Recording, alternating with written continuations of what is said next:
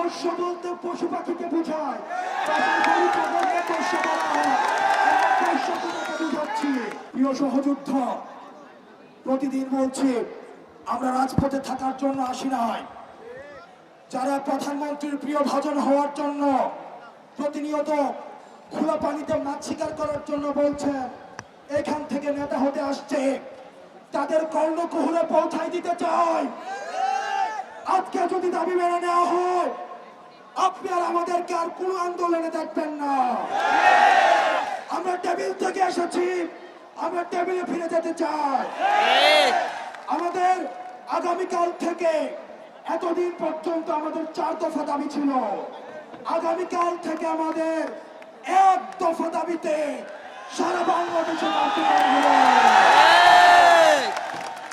আমাদের দাবিটি হচ্ছে, শব্দ চয়ন মনোযোগ দিয়ে শুনুন, সকল গ্রেডে অযৌক্তিক বৈষম্যমূলক কোটা বাতিল করে সংবিধানে উল্লিখিত অনগ্রসর গোষ্ঠীর জন্য কোটাকে ন্যূনতম পর্যায়ে এনে সংসদে আইন পাশ করে কোটা পদ্ধতিকে সংস্কার করতে হবে। পুনরাবৃত্তি করছি, সকল গ্রেডে অযৌক্তিক বৈষম্যমূলক কোটা বাতিল করে, পুনরাবৃত্তি করছি, সকল গ্রেড, শুধু প্রথম এবং দ্বিতীয় যত ধরনের অযৌক্তিক বৈষম্যমূলক নাতিপুতি সহজে কোটাগুলোকে আমরা সেগুলোকে অযৌক্তিক কোটা বলে মনে করছি। পোষ্য বলতে পশু পাখিকে বোঝায়, বুঝাচ্ছি। সংবিধানে যে উল্লিখিত অনগ্রসর গোষ্ঠীর জন্য যে কোটা রাখা হয়েছে, সেটাকে ন্যূনতম মাত্রায় এনে সংসদে আইন পাশ করার মধ্য দিয়ে কোটা পদ্ধতিকে সংস্কার করতে হবে। সেই দাবি বাস্তবায়নের জন্য আগামীকাল 3:30 থেকে আগামীকালের যে কার্যক্রম, এই কার্যক্রম ঘোষণা করবেন আমাদের সমন্বয়কের মধ্যে অন্যতম নাহিদ ইসলাম।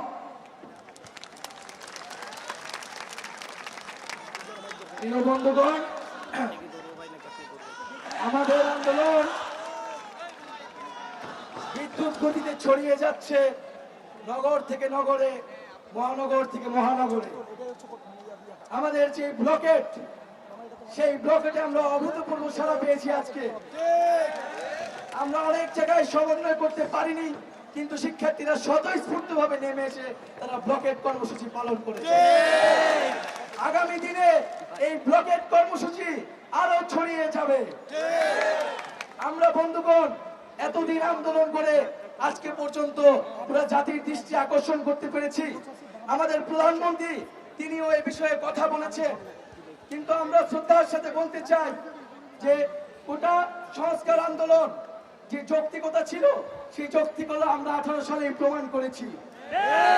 সংবিধান অনুযায়ী নাগরিকের যে সুযোগের সমতার কথা বলা হয়েছে, আমরা কিন্তু সংবিধানের পক্ষে লড়াই করছি। বন্ধুগণ, আমাদেরকে আদালত দেখিয়ে লাভ নেই, আমরা আপনাদেরকে সংবিধান দেখাচ্ছি।